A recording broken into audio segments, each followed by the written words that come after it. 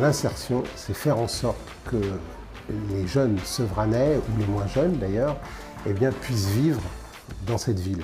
Ça veut dire, bon, évidemment on parle toujours de l'emploi, mais l'emploi c'est un moteur pour fonder une famille, pour avoir un logement, voilà. Pour moi l'insertion, je dirais que c'est un ensemble de domaines qui sont un peu fondamentaux, qui relèvent du droit humain et dont certaines personnes peuvent être éloignées à un moment, et donc c'est tous les dispositifs qui peuvent leur permettre de retourner dans le droit commun, donc que ce soit sur le logement, sur le travail, enfin tout ce qui fait un peu les fondamentaux oui, de la vie en société. Ce sont l'usage de tous les dispositifs possibles pour que des gens, des personnes qui sont en situation d'exclusion puissent réintégrer quelque chose qui les socialise, qui les remette dans un bout, partie de la société.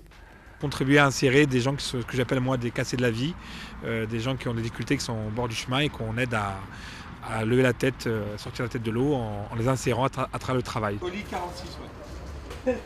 On sent, alors depuis le début, que l'équipe technique, et c'est assez notable pour le pointer, que l'équipe technique a vraiment envie de jouer le jeu de l'insertion avec ses publics.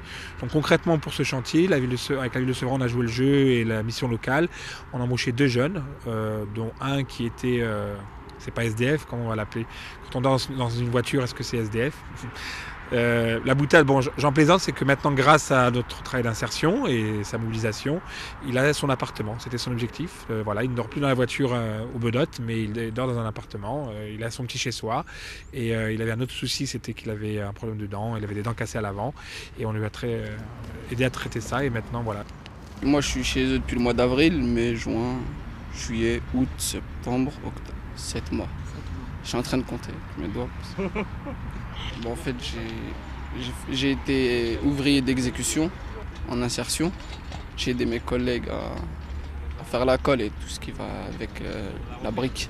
On a creusé, on a pioché, on a pellé. C'est joli, ça a pris la forme et c'est mieux qu'un champ comme c'était avant. Avant, c'était plein de petites bosses, comme des petites montagnes avec un petit toboggan moche. C'est bien aussi que les gens du quartier ont vu que c'était des jeunes des Bedottes notamment qui ont contribué au chantier, ont participé au chantier. Et je pense que c'est aussi une fierté et de montrer que ces jeunes-là sont capables, pas seulement de démolir, mais de construire et de réaliser des belles choses. Ça m'a apporté que du bien, parce que Benefnet. Mais quoi par exemple, concrètement ? Concrètement, ça m'a avancé à mieux connaître dans la maçonnerie. Donc à partir de notre CV, on nous a envoyé ici pour faire une petite formation. Alors là, il y a un contrat à durée déterminée pour quelques temps et puis on nous apprend certaines choses qu'on n'a pas appris ailleurs. On nous a appris comment manier les machines, la tronçonneuse, le gros porteur. Vous pouvez venir de n'importe quel milieu, avoir n'importe quel problème. On ne vous regarde pas en vous disant lui il a tel problème, lui il a tel problème. Vous vous asseyez, vous expliquez votre chose, vos problèmes. Il y a une équipe qui est vachement à l'écoute et qui essaye de mettre avec vous en route ce qu'il faut au niveau soins si vous en avez besoin, hébergement, etc. etc. Et quand ils vous proposent des choses, c'est sûr, il faut être volontaire, il faut savoir ce qu'on veut. Mais pour la personne qui a vraiment envie de s'en sortir, c'est des gens qui ne vous lâcheront pas, qui iront avec vous jusqu'au bout de votre projet. En tout cas, c'est ce qui se passe pour moi. Je dirais que je suis plus motivé que certaines personnes qui voudraient juste avoir un petit boulot comme ça, comme ça entre guillemets, pour avoir leur place, leur salaire tous les mois. Moi, c'est plus pour m'en sortir. Je serais, je pense, prêt à faire plus d'efforts que certaines personnes, vu mon chemin. Je pense que je serais plus motivé que certains. Par exemple, je vous donne un exemple. Il y en a qui habitent à la porte à côté, qui trouvent le moyen d'arriver en retard. Moi, j'habite à plus d'1 heure et je suis le matin, souvent je suis dans les premiers. Je vais appeler Didier. C'est vrai que les techniciens ont des réserves et s'interrogent qu'ils ont aussi des réalités de délais, de coûts et autres. Ce chantier démontre qu'on est capable de respecter des délais et respecter une qualité de travail, un cahier des charges. On n'est pas les seuls au monde, il y a d'autres entreprises, d'autres PME qui jouent le jeu de l'entreprise citoyenne et qui donnent un rendu et une qualité de travail que vous pouvez démontrer à travers vos images. Enfin, c'est pas parce qu'on est en insertion qu'on n'est pas capable de faire. Ça, je pense que, notamment dans le bâtiment, c'est un préjugé qui est très très fort, enfin, de ce que j'ai pu voir en tout cas. Donc il faut vraiment essayer de montrer que c'est pas parce qu'une personne est en insertion qu'elle ne sait pas faire. C'est parce qu'elle a eu une difficulté à un moment qui a pu faire qu'elle s'est éloignée de l'emploi. Je dirais ce qui pourrait être intéressant, ce serait d'inciter les entreprises à proposer des postes qui ne sont pas forcément sur le chantier.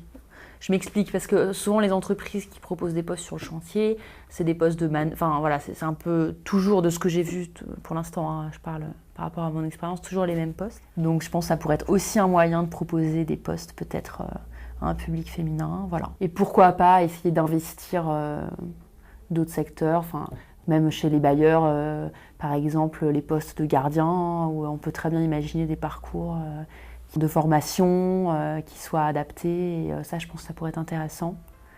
Je pense à plein de secteurs où on n'a pas forcément besoin d'être surdiplômé pour commencer, pour démarrer. Et l'expérience voilà, peut être un bon démarrage ailleurs que là où ça se pratique le plus souvent.